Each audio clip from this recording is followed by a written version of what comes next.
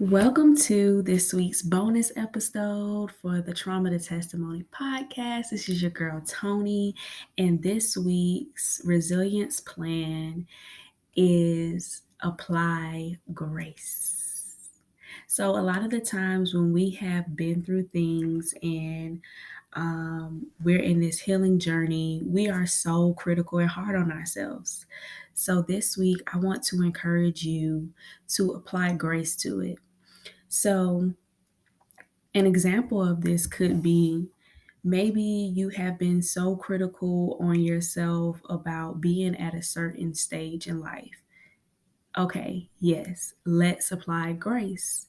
Grace gives you the opportunity to see where you are, having those blessings of where God has you right now, and understanding that, you know what, you cannot do it in all of your power, that you have to release the power.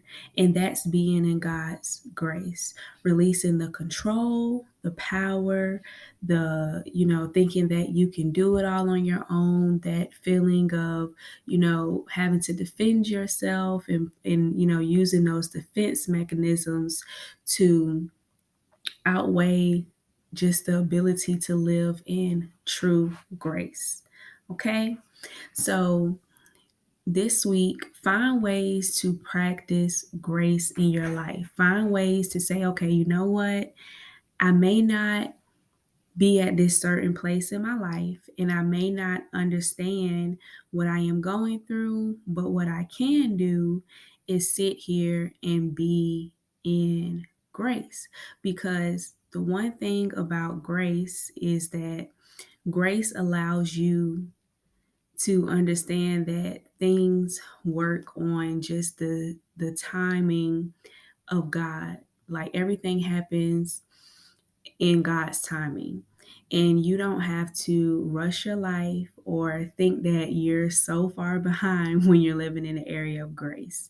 So, this week's scripture to go along with this resilience practice, which is going to take some time because I know what it is, to really try to be in a place of grace when you feel like, okay, I have to have things in my own will and my own power to know that I'm doing good. And the thing is, listen, we don't have to prove anything to anybody, and everything is going to come to pass, if it's in the will of God. So, walk in grace.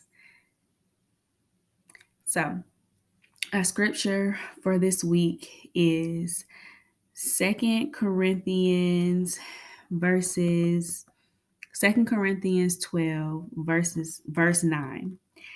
And I'm reading this out of the New Living Translation. It says, each time he said, my grace is all you need. My power works best in weakness. So now I am glad to boast about my weakness, so that the power of Christ can work through me. Mm-mm-mm. God's grace is sufficient for you. Okay? So take that with you this week and apply grace to it, even when you start having maybe those negative thoughts, you start seeing yourself going down a road of, okay, I'm thinking bad things. Just know that God's grace is all you need and that God will work best in weakness, meaning that no, boo, it ain't that you this weak, individual. It's like, no, God needs you to surrender. If you think that you're strong on your own and you can do everything, God can't really work through you. And it's not that it's left on God, it's that you may be closing him out. So just know that where you are weak, God is strong. So even if you feel like the vision isn't turning out the way that it's supposed to, or I'm behind, or I'm not, on time, and I don't understand, God, why it's not working out this way. Just know that God's grace is all you need. And then if you think something is so big and so tough, and you think that you'll never heal, you'll never get over it, God's grace is all you need. Apply that grace, boo. I'll talk to you soon on our new episode.